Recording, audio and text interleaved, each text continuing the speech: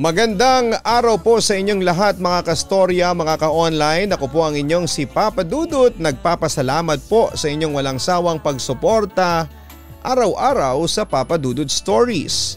Sa lahat po ng mga subscribers natin at sa mga hindi pa nakakapag-subscribe, nako, ano pang hinihintay ninyo? Push the notification bell at subscribe button. Hanapin din po ang isa ko pang channel, ang Papa Dudut Vlogs. Yan po ang inyong hahanapin ha, yung aking pong second channel, ang Papa Dudut Vlogs. Ngayong araw sa ating episode, any man can become a father, but it takes a real man to be a dad. Ika nga nila, hindi mo lang masusukat ang pagiging ama sa pagbibigay ng magandang buhay sa pamilya niya. Dahil ang totoong ama ay pinaparamdam ang salitang pagmamahal at pagkalinga. Dear Papa Dudut, Papa Dudut, please call me Ariel, 28 years old, mula sa Parañaque City. Ako yung tipo ng lalaking marunong magseryoso sa lahat ng bagay, lalo na pagdating sa pag-ibig at pakikipag-relasyon.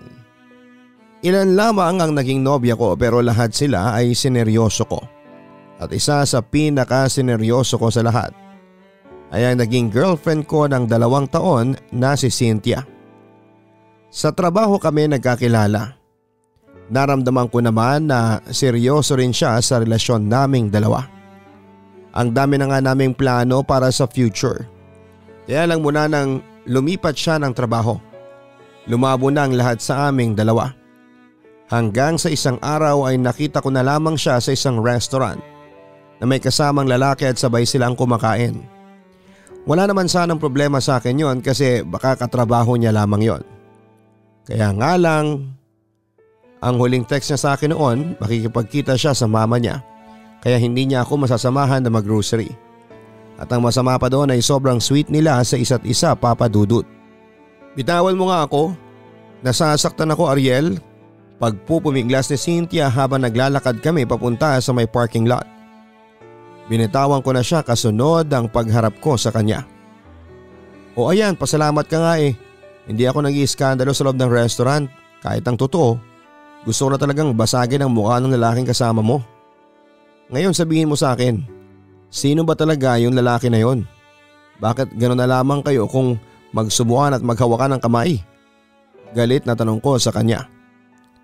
Hindi naman kaagad nakapagsalita si Cynthia. Doon pa lamang alam ko na may mali na sa relasyon naming dalawa. Kabit mo ba siya? Siya ba yung kalandian mo kaya nanlalamig ka na sa relasyon natin? Ano? Kabit mo ba ang lalaking yon? Sigaw ko sa kanya. Hindi ko siya kabit kasi hindi naman tayo mag-asawa. Pero oo, sige, aaminin ko na may relasyon kami ni Patrick at siyang lalaki na totoong nagpapasaya sa akin ngayon. Sagot naman niya. Naluha kaagad ako noon, Papa Dudut. Hindi kasi ako makapaniwala na basta na lamang akong bibitawan ni Cynthia. Pero ng mga oras na yon ay ramdam ko naman na ako pa rin ang mahal niya. Naguguluhan ka lang naman eh. Ako pa rin naman ang pipiliin mo, hindi ba? Naiiyak na wika ko. Ariel, alam ko naman na ramdam mong hindi na tayo okay. May problema na tayo kaya siguro dapat nang tapusin na lang natin to. Naiiyak rin ang sagot niya pero matigas ang kanyang boses. Hindi, ayoko. Hindi tayo maghihiwalay. Cynthia, mahal kita. Hindi ko kayang mawala ka sa buhay ko. Naiiyak na wika ko. Sorry pero hindi na talaga kita mahal. Ayoko na sa'yo, Ariel. Tapusin na lang natin to. Sagot niya sa akin. Pero hindi ko kagad siya pinakawalan. Niyakap ko pa ang mga binti niya habang paulit-ulit akong nakikiusap sa kanya.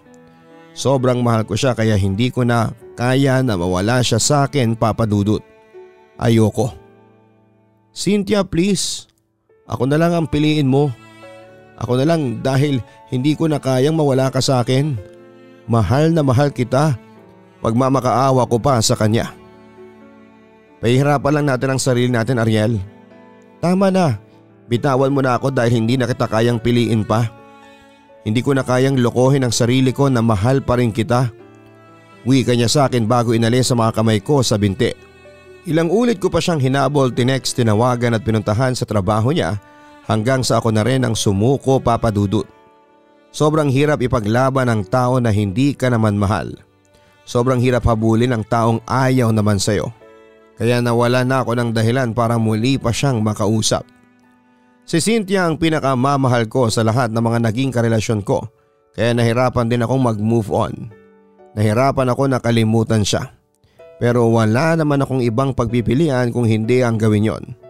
Saksi ang pamilya ko at ang mga katrabaho ko kung paano ako nahirapan sa moving on process. Nag-focus ako sa trabaho at madalas ay nagpapakalasing sa bar. Hanggang sa unti-unti ay nagawa ko na ring makalimot. Kaya lang, Papa Dudut, ay kung kailan naman nakaka-move on na ako mula sa pag-iwan sa akin ni Cynthia, saka naman siya babalik sa buhay ko. Umuwi ako noon sa apartment at nakita ko na lamang siya na nasa loob dahil may kopya siya ng susi ko. Umiyak siyang humingi ng sorry sa akin at nakikipagbalikan. Nung una nagmamatigas ako pero kalaunan ay pinatawad ko rin siya. At kasunod ng pagbabalikan namin dalawa ay ang pagtanggap ko sa ipinagbubuntis niya na hindi ako ang ama. Tama po kayo ng iniisip. Buntis na si Cynthia sa ibang lalaki nang bumalik siya sa akin. Iniwanan daw siya ng naging boyfriend niya at ako ang naisip niyang balikan. Hindi lang dahil sa ayaw niyang mag-isa kung hindi dahil nagsisisi na raw talaga siya sa pag-iwan niya sa akin at ako raw talaga ang mahal niya, Papa Dudut. Hindi ko alam kung totoo ba yung part na ako talaga ang mahal niya, basta ang importante sa akin ay yung nagkabalikan na kaming dalawa ng babaeng pinakamamahal ko. Aaminin ko na hindi rin naging madali para sa akin ang ginawa ko na yon. Ang tanggapin ulit si Cynthia habang buntis siya sa ibang lalaki. Pero hindi ako nagreklamo o nanumbat ng utang na loob. Hindi ko nga naisip na hindi naman akin ang batang dinadala niya. Bakit? Dahil totoong pagmamahal at pagtanggap ang ibinigay ko sa kanya. Kaya naman hindi naging mahirap sa akin at tanggapin si Emma. Tulad nga ng parati kong sinasabi kay Cynthia, mahal ko siya kaya mamahalin ko rin ang buong puso ang mga taong mahalaga sa buhay niya. Pagkalipas ng ilang buwan ay sinilang na nga ni Cynthia ang anak niyang si Emma. Yan ang pinangalan namin sa kanya. At sa tingin ko ay isa na yon sa mga pinakamasayang araw ng buhay ko. Dahil pakiramdam ko ay ako talaga ang tatay ng batang yon. Kaya naman pinalaki at totoong minahal ko si Emma na parang tunay kong anak, Papa Dudut. Papa, tapos na po yung spaghetti. Nagugutom na ako eh. Tanong ni Emma na noon ay 8 years old na. Nasa kusina kami noon at naghihintay siya ng niluluto ko. Opo, tapos na po. Lilipat ko na lang ng lagayan. Nakangiti namang sagot ko.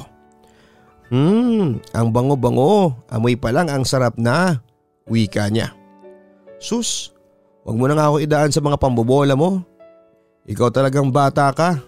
Dadamihan ko na ba ng cheese? Tanong ko sa kanya. Opo, gusto ko yung madaming-madami. Nakangiting sagot niya. Yes ma'am. Wika ko naman na sinunod ang request ng anak-anakan ko. Walang okasyon ng araw na yon pero nag-request si Emma ng paborito niyang spaghetti na kaagad ko namang pinagbigyan. Eto na po ang request mong spaghetti, Miss Emma. Nakangiting wika ako. Yay, thank you Papa. Ang sarap-sarap po talaga nitong spaghetti. Pwede na po tayo magtayo ng restaurant. Ang puri ni Emma sa luto ko. Spaghetti lang ang niluto ko sa iyo, pwede na tayo agad magtayo ng restaurant. Ikaw talaga, kumain ka na nga lang ng kumain. Natutuwang sagot ko naman sa kanya.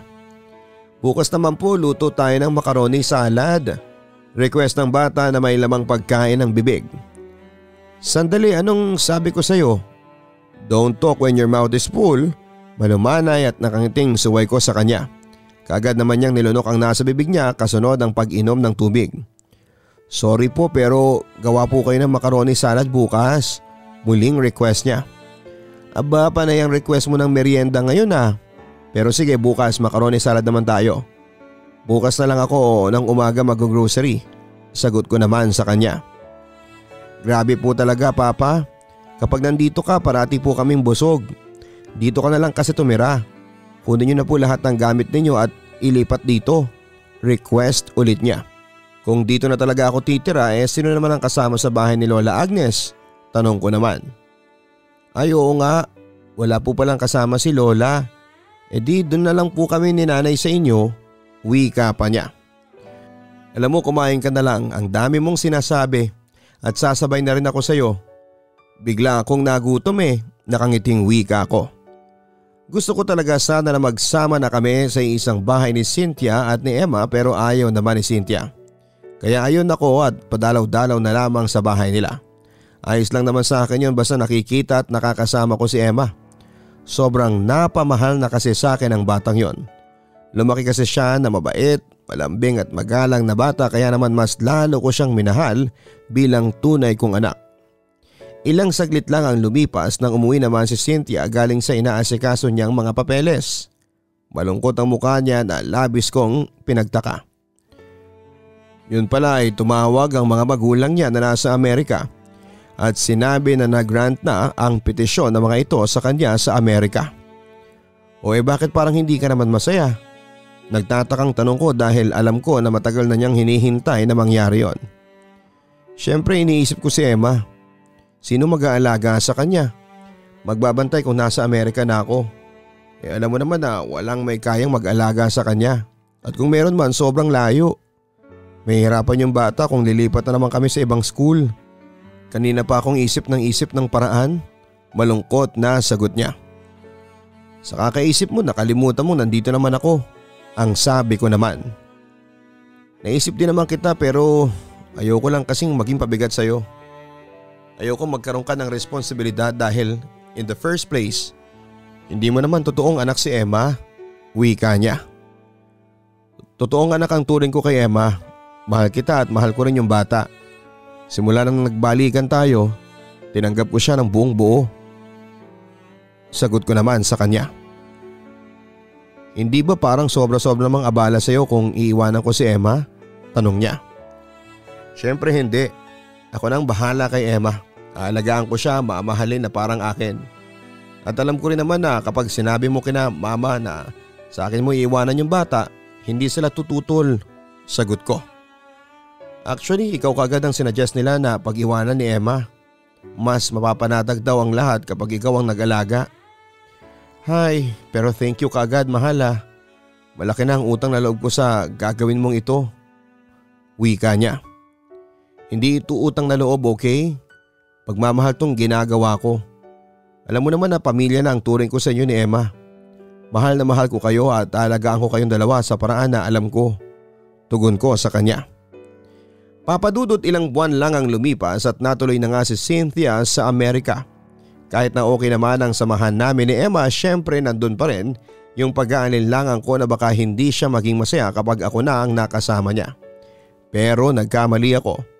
Nang tumira sa amin pansamantala si Emma ay mas lalo kong naramdaman ang pagiging ama sa kanya.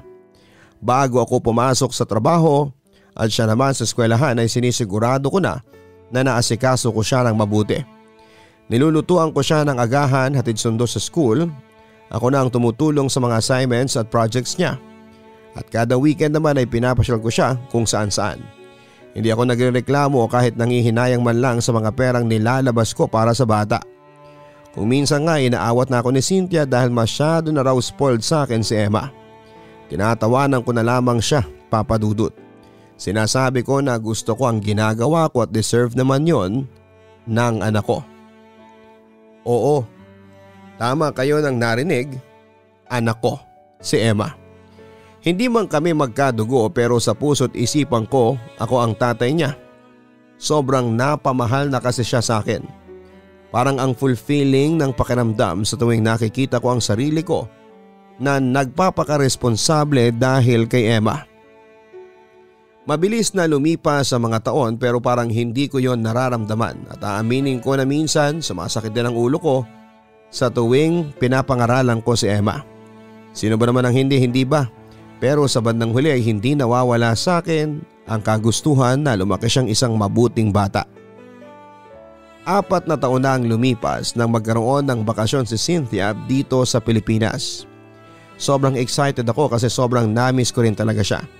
At sa araw ng pag-uwi niya, isang sorpresang inihanda kong pagsalubong sa kanya. Nasaan na kaya siya? Ang tagal naman niyang lumabas. Kinakabahang bulong ko. Nasa may airport kami noon ni Emma at naghihintay ng pagdating ni Cynthia.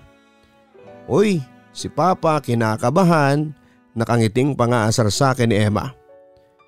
Nakakakaba naman talaga kasi, napapailing na sagot ko naman. Ilang saglit pa ang lumipas bago tuluyang dumating si Cynthia at naglalakad na palapit sa amin. Mama, masayang salubong ni Emma sa kanya. Hi baby, dalagang dalaga ka na. Na-miss ko ng sobrang baby ko. Ang wika ni Cynthia na mahigpit na niyakap si Emma. Kasunod ang pagngiti sa akin. Hi mahal, bati niya. Mahigpit na yakap naman ang sinagot ko sa kanya. Lalo kang gumwapo ang puri niya sa akin. Thank you, nakangiti at kinakabahang wika ko. Okay ka lang ba? Parang kinakabahan ka. Nagtatakang tanong ni Cynthia.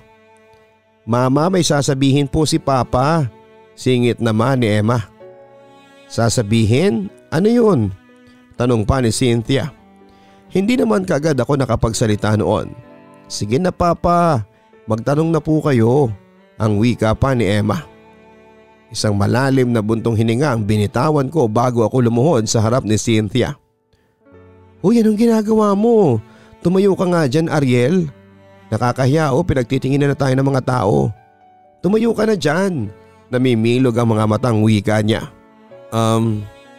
Alam ko na hindi ito yung ideal place para gawin ko to pero wala Matagal ko na tong gustong tanungin sa'yo dahil ngayon ako mas naging sigurado sa'yo. Sa atin, panimula ko. Ano bang mga pinagsasabi mo? Kinakabahan na rin si Cynthia. I love you Cynthia at hindi ako magsasawa na patunayan yun sa'yo bawat araw ng buhay ko. I want to be your forever. Wala na akong naisip na ibang babae na makakasama ko kasi ikaw lang naman yung gusto ko. Love, will you marry me? Nauutal na tanong ko. Ramdam ko na nakatingin sa amin ang mga tao sa paligid at yung iba ay pumapalakpak at sumisigaw ng yes. Mama, say yes na. Please say yes. Ang wika naman ni Emma. So, is it a yes or no? Napapalunok na tanong ko. Of course yes. Ikaw pa ba? Sa wakas ay sagot naman ni Cynthia. Naluha ako noon sa sobrang tuwa at si Emma kasabay ng ilang mga taong nasa paligid na nagpapalakpakan na rin. Nanginginig pa ang mga kamay ko habang sinusuot sa daliri ni Cynthia ang singsing na tanda ng pagmamahal ko para sa kanya. Hinagkan ko siya sa mga labi kasunod ang mahigpit na pagyakap ko sa kanya. Papadudot pakiramdam ko. Unti-unti ko nang nagagawa ang pinaka-goal ko sa buhay. Ang magkaroon ng masaya at buong pamilya. May maganda na nga akong mapapangasawa. May instant na mabait pa akong anak. Abot hanggang langit ang pagpapasalamat ko sa mga oras na yon. Kaya naman nagplano kami ni Cynthia na sa susunod niyang uwi sa Pilipinas ay magpapakasal na kami. Pero sa ngayon ay kailangan muna naming magtiyaga sa isang long distance relationship. Kinailangan niya kasing bumalik sa Amerika dahil bakasyon lang naman ang ginawa niya dito. Ang akala ko ay magiging maayos na ang lahat pagkatapos kong mag-propose sa girlfriend ko. Mas naging inspired pa nga akong gampanan ng pagiging ama ko kay Emma. Dahil hindi rin naman magtatagal, masasabi ko na ring anak ko na siya. Kaya lang pagkatapos ng ilang buwan, may napansin akong kakaiba kay Cynthia. Mula sa araw-araw na magka-video chat hanggang sa dumalang ng dumalang. Iniisip ko na lamang that time na baka busy lamang siya. Kaya lang minsan hindi ko maiwasan na manghinala papadudot. Lalo na noong madalas ko nang napapansin na parating may kasamang lalaki si Cynthia. Hindi ko maiwasan ang magselos. Sino ba namang hindi, lalo na kung nasa isang long distance relationship. Pero sa bandang huli, pinipilit ko pa rin tinatatak sa isipan ko na mahal ko si Cynthia. Ang masama lang doon papadudot ay unti-unting nawala ng oras si Cynthia para tulungan ako sa pag-aasikaso sa kasal namin. Parati siyang busy sa trabaho at hindi ko makausap ng maayos. Pakiramdam ko tuloy noon ay wala na siyang interes pa na matuloy ang kasal naming dalawa. Kailan ba ang uwi mo ulit para makapag-arrange na tayo ng wedding coordinator na kakilala ko? Tanong ko habang ka-video call sa Cynthia. Saka na yan, at saka hindi ko pa naman kasi alam kung kailan ako makakauwi eh. Hindi naman pwedeng uuwi ako kung kailan ko gusto. Ang mahal-mahal kaya ng plane ticket, sagot niya. Eh di kailangan nating umpisahan ang plano sa kasal natin. Plano lang naman kasi ang gusto ko eh. Almost 2 years na tayong engaged. Yun lang naman ang gusto kong gawin ngayon. Pero kung ayaw mo pa, eh di okay lang. Bahala na. Mukhang yun naman ang gusto mo eh. Naiinis na sabi ko. Here we go again. Hindi mo na naman ako nagets. Pero bahala ka na kung anong klaseng interpretation ang gusto mong isipin. I don't care. Wika niya. Anong sinasabi mo? You don't care? Ganyan ka na ngayon? Wala ka na lang pakialam? Bakit? Dahil doon sa lalaki na parati mong kasama? Tanong ko sa kanya. My God, Ariel. Hindi ka makamove on? Hindi ba sinabi ko naman sa'yo na wala lang yon, kaibigan ko lang yon? Sagot niya. Pero isang picture ang pinakita ko sa kanya gamit ang isang cellphone na hawak ko. O sige, paliwanag mo sa akin tong picture na to kung kaibigan mo lang talaga siya. Galit na wiga ko. Natahimik naman noon si Cynthia na tila hindi alam ang susunod na sasabihin. Ano, natahimik ka? Napalano ka pa ng laway? O sige, ipaliwanag mo sa akin kung bakit hindi ko dapat pansinin ang mga pictures ninyong magkasama. Lalo na yan. Ang ganda no? Hindi ka nahiyang sumandal sa balikat niya? Sana kumandong ka na rin. Galit pa na sabi ko. Ano ka ba naman? Wala lang kasi yan, close friend ko lang yan. Giit pa niya. Close friend? Ano bang akala mo, bata ang kausap mo? Diretsuhin mo nga ako, Cynthia. Ano bang meron sa inyo ng lalaking yan? Tanong ko pa. Wala nga, ilang beses ko pang dapat sabihin sa'yo na wala nga. Bakit mo ba pinipilit ang gusto mong paniwalain? Eh mali nga eh. Sagot naman niya.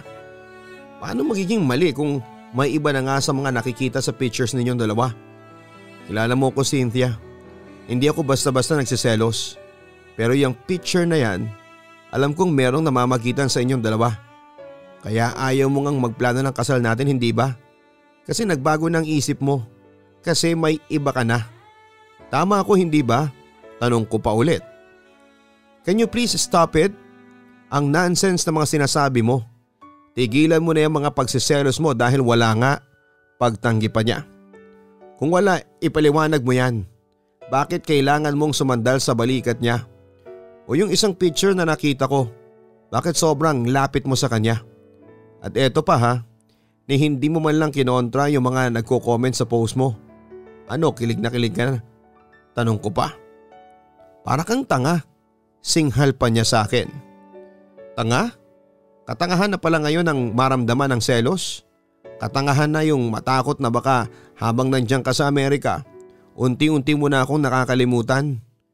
Na baka nga tama ang hinala ko? Na baka nabawasan na yung pagmamahal mo sa akin? Tama ba ako? Tanong ko pa.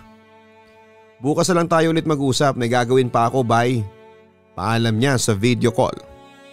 Hindi ko na napigilan ang sarili ko na maiyak. Engaged na kasi kami, konti na lang at hindi na kami maghihiwalay. Pero bakit kailangan na mangyari sa amin yon? Bakit kailangan na dumaan pa kami sa ganong klase ng mga pagsubok? Pagsubok pa ba talaga yon o dapat na talaga akong bumitaw? Papa, nag-away po ba kayo ulit ni Mama? Malungkot na tanong ni Emma nang makalapit sa akin. Wala lang yun.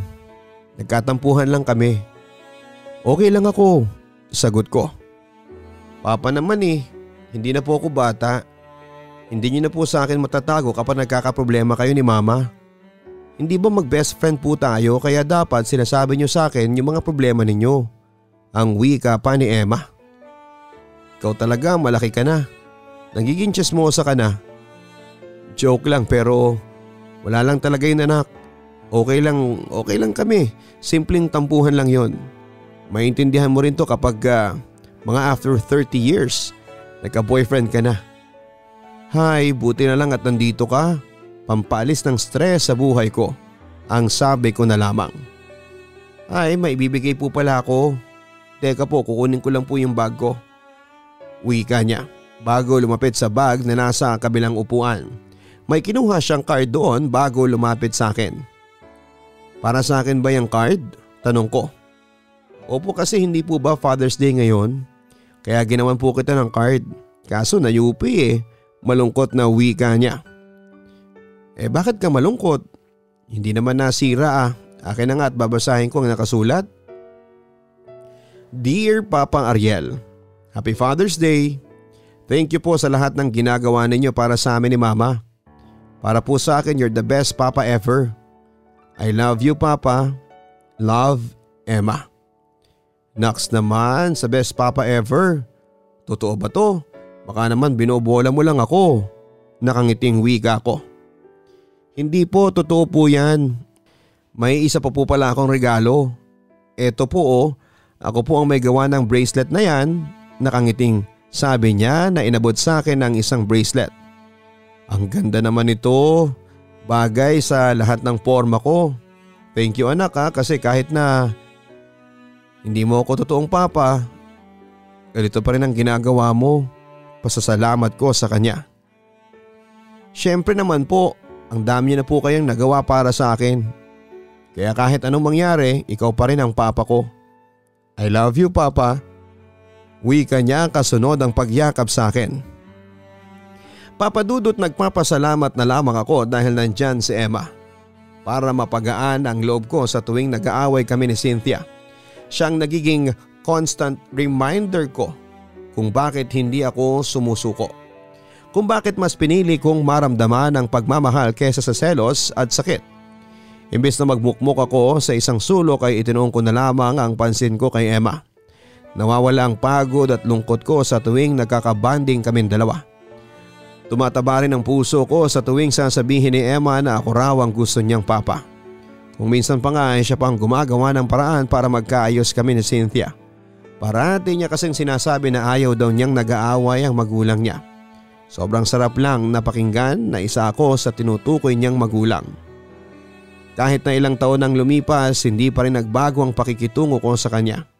Hindi pa rin nawawala sa isipan at puso ko na kahit na anong mangyari, mamahalin at aalagaan ko pa rin si Emma. Kahit na hindi ko naman siya tunay na anak. Papa Dudut, dahil sa halos araw-araw na kaming nag-aaway ni Cynthia, dumating na kami sa puntong parehas na naming hindi kinayanan at naghiwalay na kami. Hindi ko kasi alam kung bakit hindi niya maintindihan ang nararamdaman ko. Pero bakit parang wala na siyang pakialam kung masaktan o magselos man ako. Pero kahit na ako ang nakipaghiwalay, hindi pa rin nabawasan ang pagmamahal ko sa kanya. Nasa puso ko pa rin ang kagustuhan na magkabalikan kaming dalawa. Nang maghiwalay kami ni Cynthia, tinuloy ko pa rin ang pag-aalaga kay Emma. Ni minsan ay hindi ko siya dinamay sa problema namin ng nanay niya. Parati ko nga sinasabi kay Cynthia na kahit na anong mangyari sa amin, hindi dapat madamay ang bata sa problema. At magbago ba ng takbo ng relasyon namin ni Cynthia ay hindi magbabago ang pagmamahal ko kay Emma. Kaya lang bigla namang tumawag sa akin si Cynthia at sinabi niya na ipapasundo na niya si Emma sa pinsan niya. Ayokong pumayag noon at sinabi ko na hindi niya naman kailangan kunin sa akin si Emma. Pero may point si Cynthia sa sinasabi niya na hindi magandang tingnan na nasa poder ko pa rin si Emma kahit na hiwalay na kami ni Cynthia. Kahit gaano ko kamahal ang bata ay hindi ko siya tunay na anak kaya wala akong nagawa kung hindi ang pumayag sa gusto niya. Sinabi ko na lamang kay Emma yon at tinulungan siya sa pag-iimpake ng mga gamit niya. Bakit po ba kasi kailangan kong umalis? Pwede naman po ako nandito lang Naiiyak na wika ni Emma. Siyempre gusto ng mama mo doon ka sa kamag-anak ninyo. Mas maalagaan ka nila. Malungkot naman na sagot ko. Pero ayoko po doon papa. Sige na po, tawagan niyo na po ulit si mama.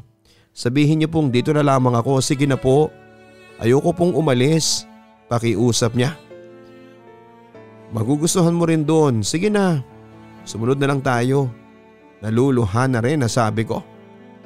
Hindi na po ba tayo magkikita? Tanong niya. Siyempre magkikita pa tayo.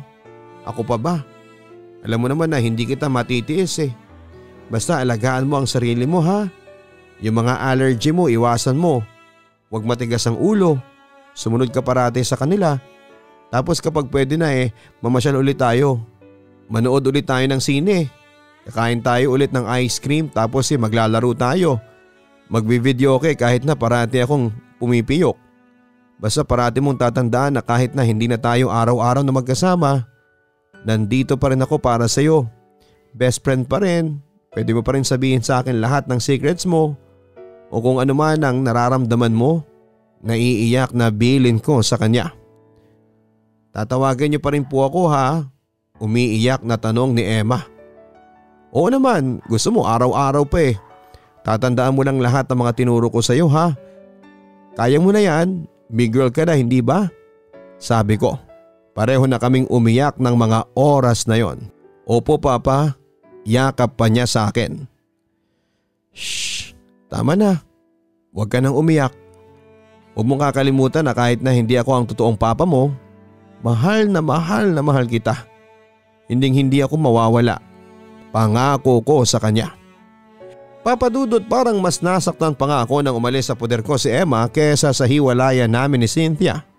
Nasanay na kasi ako na parati kong kasama si Emma. Kaya pagkalis niya sa bahay, ibang lungkot ang naramdaman ko. Na parang may kulang, parang bigla akong nawala ng dahilan para maging inspired at masaya sa pang-araw-araw. Akala ko nung una ay magagawa ko pa rin makausap si Emma. Kahit sa tawag lamang, iniisip ko kasi na papayag naman siguro si Cynthia. Dahil siyempre halos ako na ang nag-alaga sa bata. Ako na ang kinilalang ama simulat sa pool pa lamang, kaya i-consider naman niya siguro ang closeness ko sa bata. Pero papadudod sobra akong nasaktan dahil nagkamali ako. Hindi ko man lang matawagan yung bata at hindi ko rin alam kung saan sila nakatira kaya hindi ko mapuntahan. Parang bigla akong tinanggalan ng karapatan sa batang tinuring kong para sa akin. Akala ko ay habang buhay nang magiging parte ng buhay ko si Emma. Pero temporary lang pala ang lahat ng yon. At ang masakit ay nabaliwala ang lahat ng effort na ibinigay ko sa isang iglap lamang. Tanggap ko naman na hiwalay na talaga kami ni Cynthia at hindi na kami magkakabalikan pa kasi nga ay pinagpalit na niya ako sa iba. Pero sana naman ay huwag niyang putulin ang komunikasyon sa anak-anakan ko. Hanggang isang gabi ay kakauwi ko lamang sa bahay galing sa apartment. Nagulat na lamang ako sa biglang pagkatok ni Emma sa pinto. 8:00 na kasi ng gabi yon kaya hindi ko inaasahan na pupuntahan niya ako sa ganong oras. Ang sabi niya ay gusto niya raw akong surpresahin kaya siya nagpunta ng walang pasabi. Nalaman ko rin sa kanya na umuwi na pala ng Pilipinas si Cynthia pero hindi man lamang ito nagparamdam sa akin.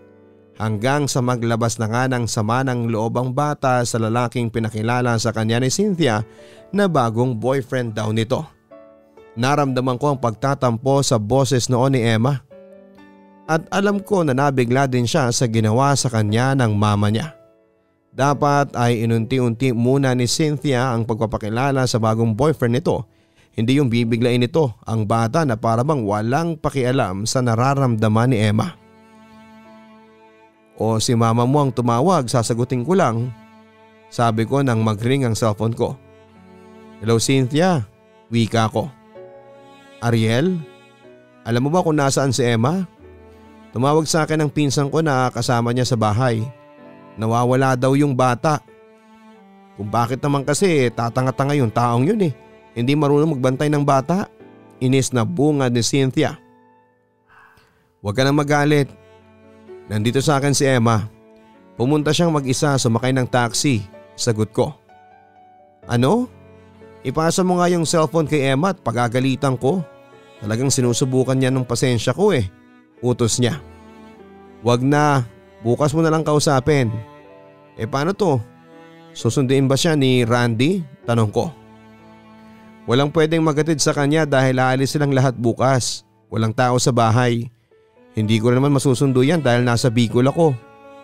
O sige, ganito na lang Diyan muna siya sa'yo. Uuwi na rin naman ako sa Lunes Diyan ako dediretso. Sagot niya. Sige at ako na muna ang bahala kay Emma. Wika ko. Sige na, bukas ko na lang yan kakausapin. May ginagawa pa ako. Bye. Paalam niya. Ano pong sabi ni mama? Galit po ba siya?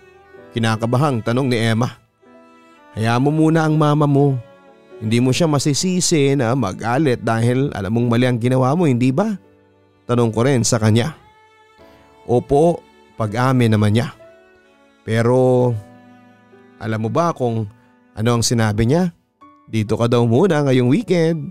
Sa Monday ka susunduin ng mama mo. Nakangiting sabi ko sa kanya. Talaga po hindi po kayo nagbibiro? Natuwang tanong ni Emma. Oo, kaya siguro magpahinga ka na at mamasyal tayo bukas. Sabi ko sa kanya na sinagot ako ng mahigpit na yakap. Papadudot bumawi ako ng sobra kay Emma noong weekend na yon. Kung saan kami nagpunta. Nanood ng sine at kumain ng mga parehas naming gusto. Pero pagkatapos ng masayang araw na yon ay nalungkot naman ako. Alam ko kasi na matagal-tagal ko na naman siyang hindi makakasama. Na parang kailangan ko yatang may hintayin na mangyari para pumayag si Cynthia na makasama ko kahit sandali lamang, Papadudot. Pero Papadudot, dumating ako sa punto na napaisip ako. Na-realize ko na kahit na hindi ako ang totoong ama ni Emma, alam ko na may karapatan ako sa kanya. Alam ko na hindi dapat ako alisin sa buhay niya dahil buong buo ang pagmamahal na ibinigay ko. Hanggang sa dumating ang araw na kinakalungkot ko dahil sinundo na si Cynthia ni Emma. At habang nagbibihis ang bata ay nag-usap kaming dalawa tungkol kay Emma. Nalaman ko kasi na pinagbabawalan ni Cynthia si Emma na makipagkita sa akin. Sumama talaga ang loob ko noon dahil hindi naman ako naghahabol kay Cynthia. Ang gusto ko lang ay ang karapatan ko sa naging anak-anakan ko. Anong karapatan, Ariel? Wala kang karapatan at kahit kailan hindi ka magkakaroon ng karapatan bilang ama ng anak ko. Hindi mo naman siya kadugo eh. Kaya tigil-tigilan mo ako sa mga sinasabi mo. Inis na wika ni Cynthia. Gano'n na lang ba yun? Pagkatapos ng lahat ng ginawa ko, aalisin mo lang siya sa buhay ko? Sa bagay, hindi mo naman ako maintindihan dahil sarado ang isip mo. Pati ang puso mo, sinarado mo na rin. Ang sabi ko habang nagpipigil ng mga luha. Buti naman at alam mo, kaya tigilan mo na kami, ang sabi pa niya. Hindi, Cynthia. Sa paningin ko, anak ko si Emma. Mahal na mahal ko siya. Tapos na tayong dalawa. Matagal ko nang tinanggap yon pero huwag mo naman putulin yung ugnayan namin ni Emma. Huwag mo naman akong alisin sa buhay ng anak mo na tinuring kong parang tunay kong anak.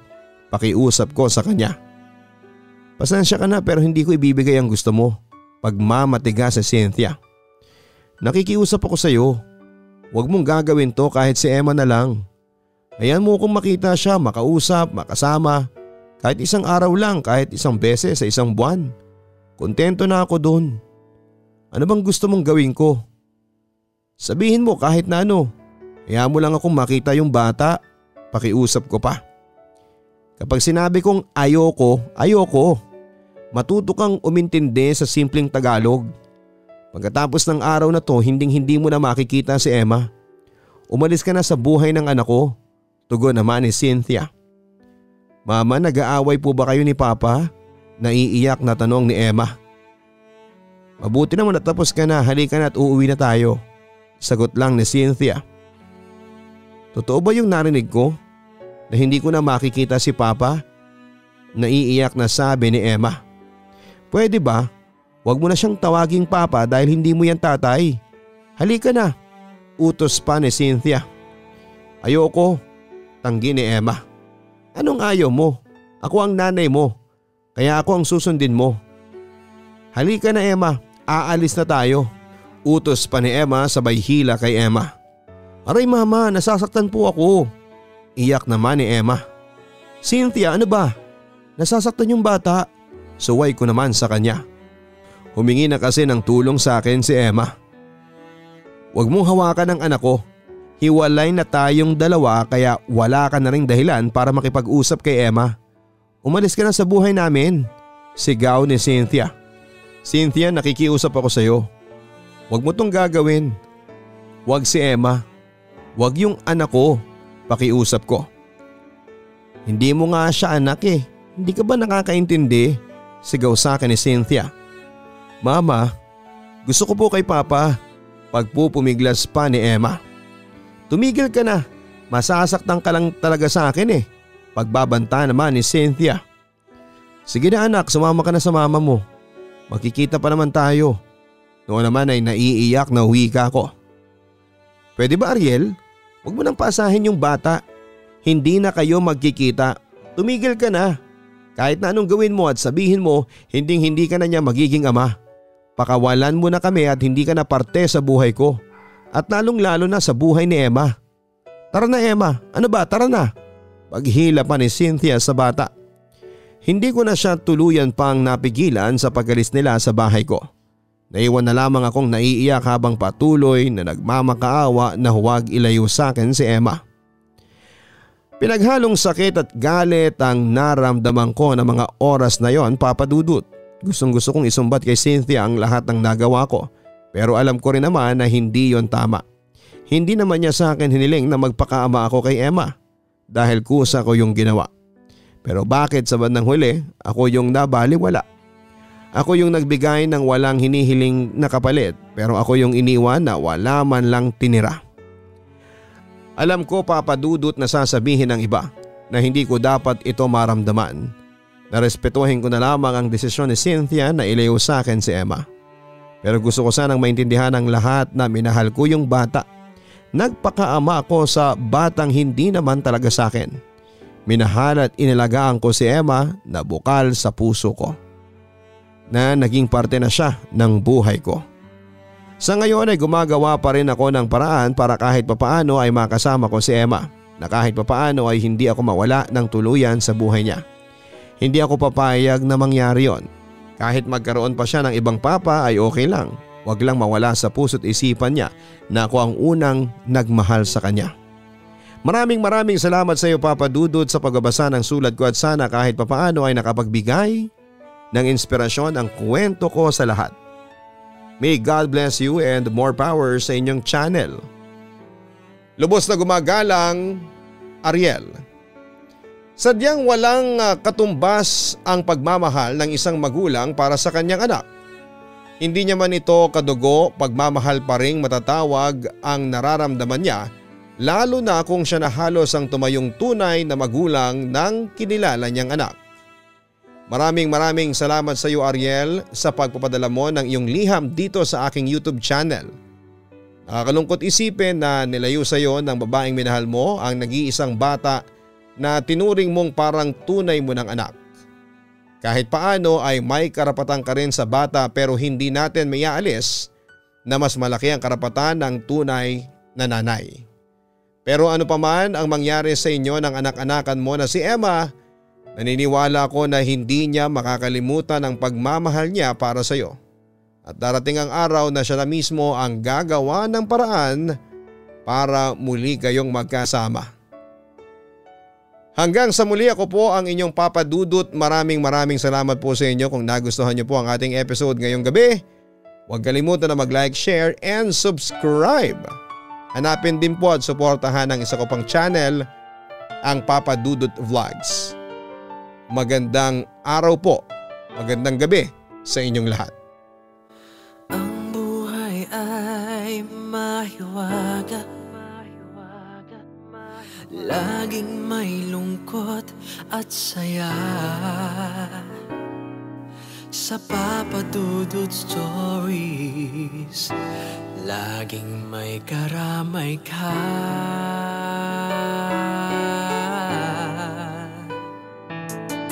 Mga problemang kaibigan, dito ay pakikinggan ka. Sa Papa Dudut Stories, kami ay iyong kasama.